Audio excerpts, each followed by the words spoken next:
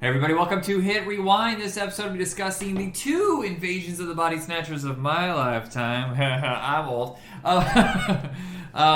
We won't be discussing the original or the newer version with Nicole Kidman and Daniel Craig.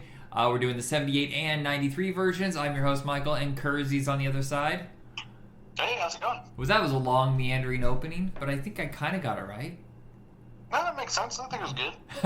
I love this part of the podcast where we criticize ourselves in real time right at the onset. We lower everybody's standards. All right. So this is the first time in a while. We fine-tuned live, guys. This is all. This is all planned. To tell you the truth, I like raw recording. I don't like overly processed, overly edited. There was a show I did when we first started for years called Video Night, where the guy who edited it just took out every single little piece of non-essential. Like, it was just at a fast clip or whatever like that. And it didn't feel like a real show to me. It felt like it was processed. So I kind of like this part. Okay, yes. Oh, well, there you are. Okay, can you hear me? Yeah, hi, hello. This is not good. Hey, what the fuck? Alright, well, there will be some editing in this. Okay, so, let's get to the episode. Yeah, we might have to cut. Yeah. So, invasion movies, of course, been very popular for a very long time. There's the Puppet Masters, the Robert Heinlein Puppet Masters, there's The Thing, The Blob, and all sorts like that. But Invasion of the Body Snatchers, I think, is the one that's most gone back to and revisited. There's probably another version as we speak.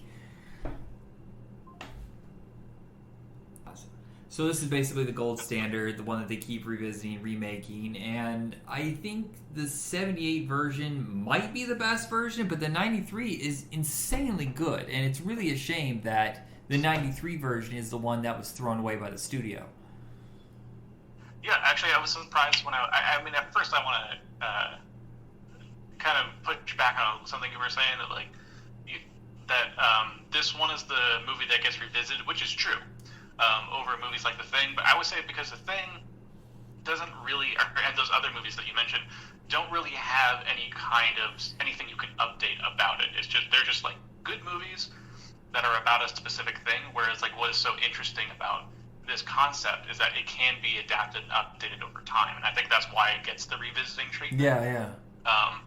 More so than the other ones. Yeah, I was just thinking about it while watching it today, is that if you made another Invasion of the Body Snatchers, my angle would be that half of our population would be convinced it's a good thing. They would, somehow the aliens would start off with like social media or something like that, and then spend a year brainwashing people into believing it's a great idea to get absorbed by these creatures and taken over.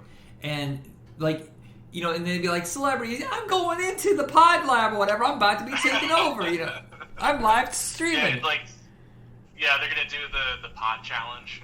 Yeah, it would be something more like that, like where they could, if it's going to be about today's, commentary, because the 50s version is commentary on the communism paranoia, during the whole Red Scare. The 70s version is kind of a mixture of talking about the breaking up of traditional marriage. This is when everybody started having a midlife crisis. It's a whole thing. I didn't know this until recently, that there was a wave of movies around this time that were about middle-aged crazy, people hitting their 40s and buying big vehicles and having affairs or being swingers and stuff like that. This is the only one that does it in a more subtle way and non-comedic.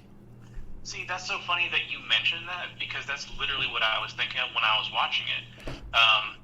That during the 60s, then the pill and all that kind of stuff, they started to redefine what marriage and what expectations in relationships looked like. And watching it, that was really what I thought of seeing it. But when I was looking at it online, I didn't find anybody talking about that. A lot of what they were talking about was more about the political intrigue. This is around when Watergate happened, so this is like the idea of being afraid of our institution, that they might be surveilling us, kind of thing, where it's like that paranoia that our institutions are turning against us, which makes sense because the main character works for the government in a position where, you know, it would be like an actual civil servant and kind of like finding this conspiracy that he's unintentionally wrapped up in. So I get those, but yeah, the first thing that jumped out at me was exactly what you were saying. Well, and the other thing that I was thinking about is the 70s was the age of the guru and cult followings. You know, we had, what's the one that was in Oregon? Sun Nun Moon, I think was the guy. He had a cult, like, over in Beaverton or something. And then there was Jim Jones. People were you're talking about the Rajneesh? Yes. But that seemed to be a wave thing, because, like, you know, we had the post-Vietnam, a lot of us were really broken, and some people went and found, like, traditional religion, you know, getting back to their roots, but then there's people looking for new paths. I mean, we had already seen what had happened in the late 60s with Charles Manson, his little family cult thing. But then there was, like, more mainstream, like, ironically, Dr. Spock. In real life, who was like the baby guru to teach you how to raise your kids to be whatever, and people were like obsessed with this guy during the 70s and 80s. So I wonder if that's an intentional joke that Leonard Nimoy, who played Spock, is playing a guru like Spock. Yeah, he's very much like traditional family values kind of guy. And again, that's another thing that like jumped out at me. Is like, to me, very clearly, and I don't understand why I'm not seeing this online when looking up discussion groups about it, that it really does have to do a lot with relationships.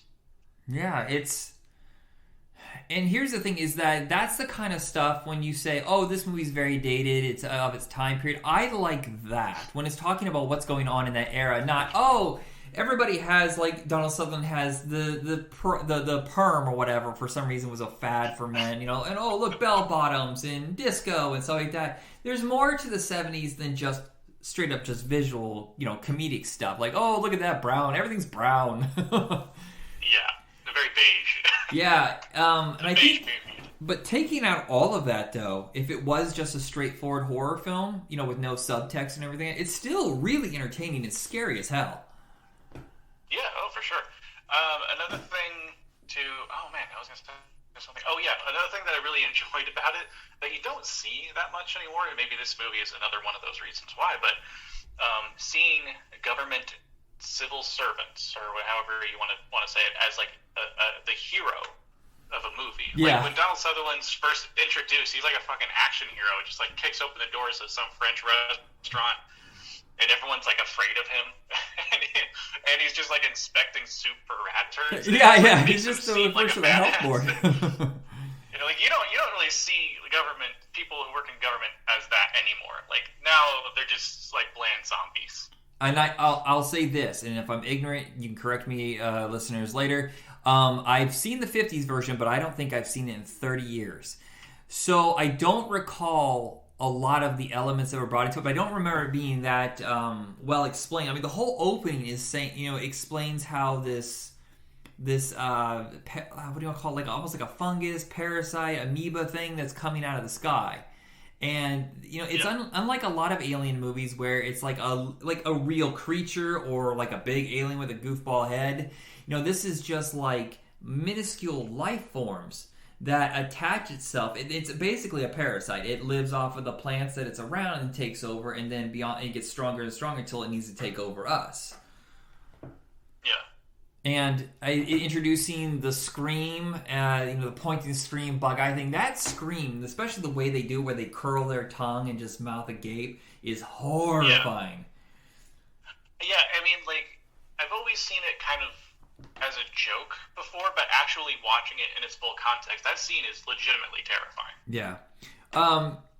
And I think the special effects are that perfect medium between, like, they're using puppetry and, you know, like, in newer effects, but there are sometimes it's just people in the makeup and they do a really good job. I can't imagine being in there and just suffocating like that. Yeah. Oh, by the way, interesting to note that I believe this was in '78 when this movie came out. Correct.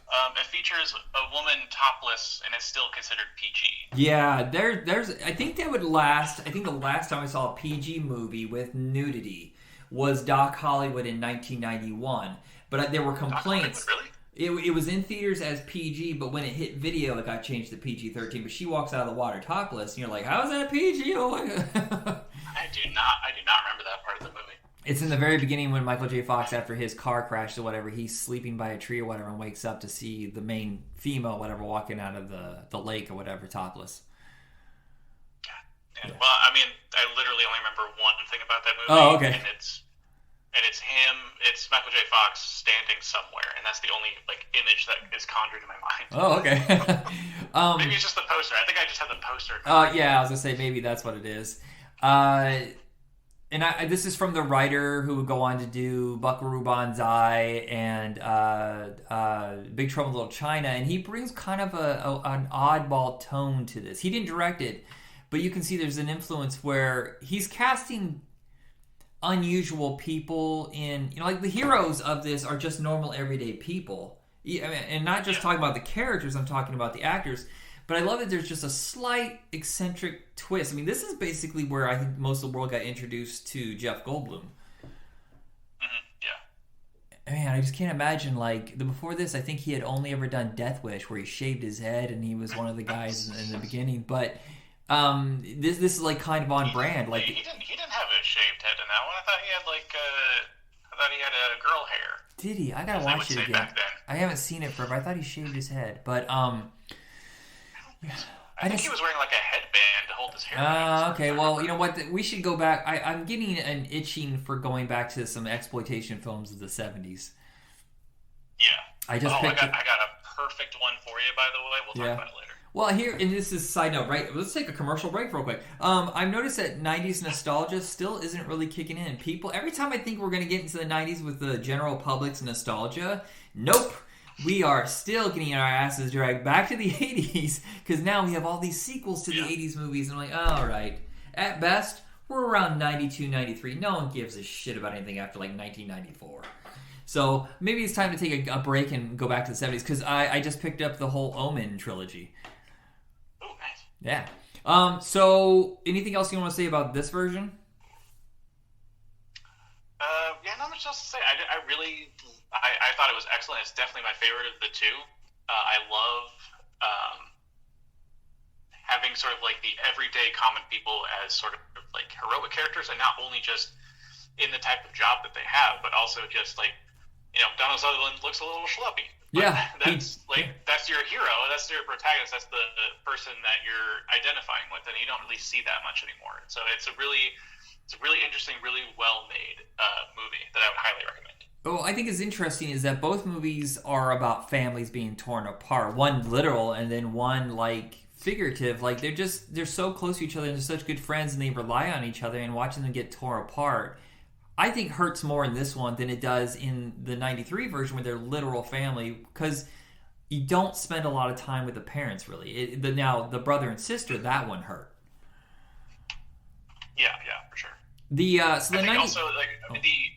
Oh, sorry, go ahead. You're good. I was going to say, because the 93 version is 40 minutes shorter, so there's just not as much grounding that's done for that one. Yeah. So it's kind of missing that really human element that I was kind of looking for. The 93 version was troubled. It was supposed to be directed by Stuart Gordon, who it was the director of Reanimator and Dolls and a couple other really great flicks. Yeah. And he was taken off the project and was given over to someone who'd really not done a lot of theatrical fare. He'd mostly done grindhouse thrillers, Abel Ferreira. And I think he does a very good job, but I think he cut a lot of the nuance out of what they wanted with the script, is what I've been reading about the movie. And that Warner Brothers had a change in regime.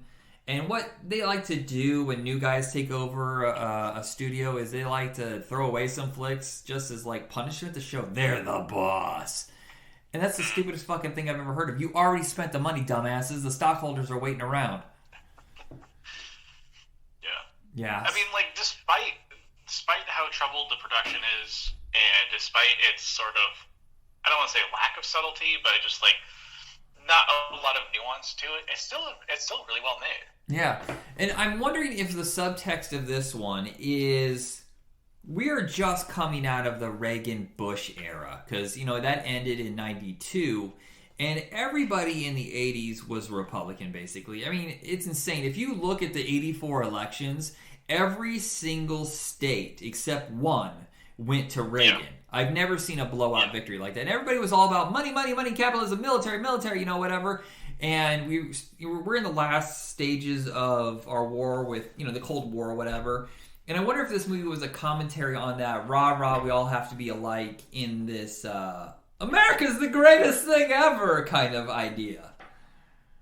See, the way I was seeing it was what is unique about this version is it seems like the government is already aware of the pod people problem and is like trying to control it, but it's very quickly getting out of control.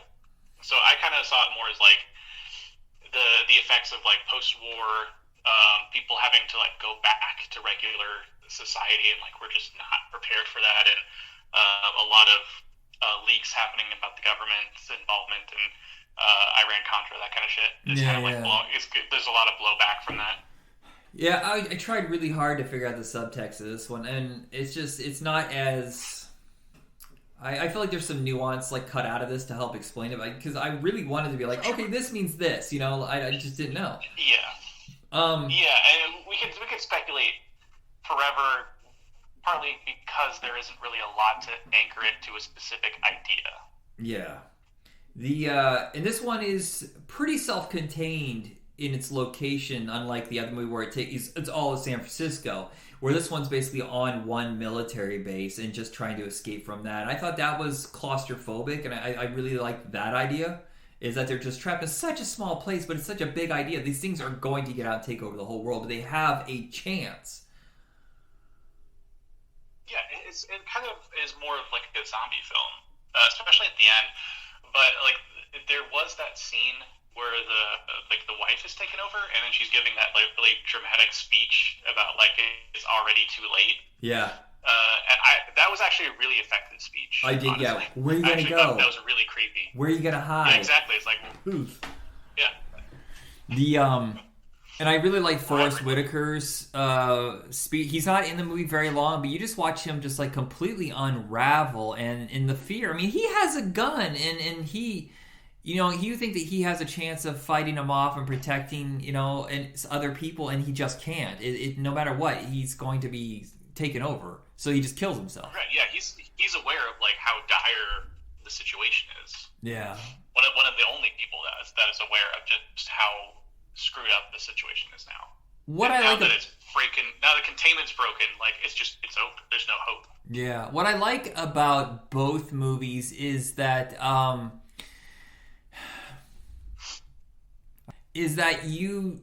they keep it a mystery when people disappear. You're never sure if they've been taken over or not. And sometimes, because of a cutaway, like with the dad in the office, you think that he's hidden away and no one sees him, whatever, and then he gets back to the car. You're never certain. I think both movies handle it very well. You're like, are they taking over? Yeah, especially when they add the part of like, pretending to be emotionless. Right. To blend in. Now, really, you don't know who it is.